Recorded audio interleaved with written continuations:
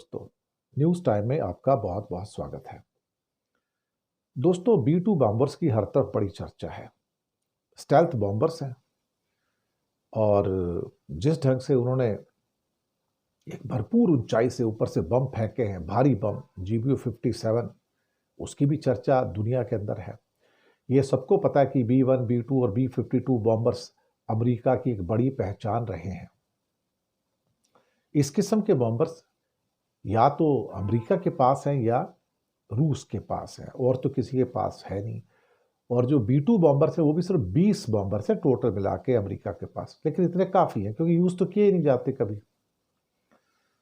और अब इसकी क्षमता को पहली बार चीन ने पहचाना है साहब। चीन ने पहचाना कि भाई ये तो वास्तव में बहुत खास है, भाई हमारे पास ये नहीं है। तो एयरफोर्स के अंदर या नेवी में, आर्मी के ड्रोन फोर्स है या रॉकेट फोर्स है, ये भी एक अलग किस्म की फोर्स है साहब। है तो एयरफोर्स का पार्ट, लेकिन बड़ा अलग पार्ट है। चाइना छठी जनरेशन का एयरक्राफ्ट तो बना रहा है, लेकिन ऐसे एयरक्राफ्ट उसके पास नहीं है। अब पहली बार उसका ध्यान आकर्षित हुआ है कि भाई वो इसकी कुशलता को देख के, कैपेबिलिटी को देख के हैरान हो गए हैं कि हमारे पास ऐसा एयरक्राफ्ट नहीं। और ये लोग कहें कि हम बम गिराना है तो मिसाइलों से भी गिरा सकते हैं, लेकिन क्या कहते हैं, 13,000 किलो, 30,000 पाउंड के बम गिराना तो भाई किसी के बस की बात नहीं है। भाई मिसाइल भी नहीं कर सकती इतना।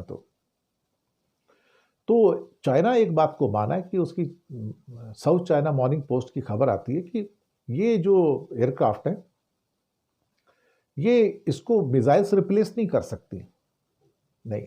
और मिसाइल को V2 बॉम्बर जैसे जो एयरक्राफ्ट है वो रिप्लेस नहीं कर सकते हैं। दोनों अपनी अपनी जगह हैं।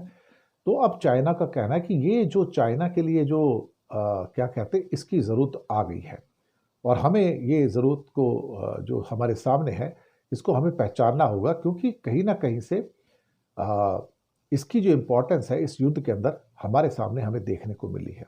ये अपने आप में एक बहुत ही, जिसे क्या कहते हैं ना, कि महत्वपूर्ण तथ्य के रूप में निकल कर आया है। खैर, अब जो भी है, जैसा भी है, लेकिन अब चाइना ने फैसला किया कि भाई अब हम इसको बनाएंगे, क्योंकि इसमें जो पारंपरिक जो हथियार होते हैं वो भी गिराए जा सकते हैं, जैसे अभी गिराया गया GBU-57, और ये परमाणु बम भी गिरा सकता है। तो इसका मतलब ये नहीं कि अगर एक चीज आ गई तो दूसरे का त्याग कर दो। दोनों अपनी अपनी जगह बिल्कुल सही है, इसमें ये कहा गया है। और कमाल की बात है कि ये जो विमान है, जो B2 बॉम्बर जो है, जो स्टेल्थ है, जो ऊपर से रडार से पकड़ा नहीं जा सकता है, इसके अंदर कई शक्तियां सब, 2 पायलट के बैठने की जगह है।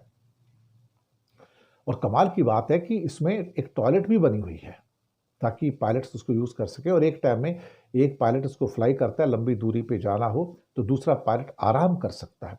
उसके अंदर एक छोटा सा फ्रिज भी है जहाँ पे सॉफ्ट ड्रिंक्स वगैरह, स्नैक्स वगैरह रखे जाते हैं, और एक मिनी एक माइक्रोवेव ओवन भी है कि चीज़ों को गर्म करके खाया जा सके। तो एक ऐसा फाइटर एयरक्राफ्ट आप कह सकते हो, बॉम्बर, जिसमें एक छोटा टॉयलेट है, जिसमें एक फ्रिज है, एक माइक्रोवेव ओवन भी है।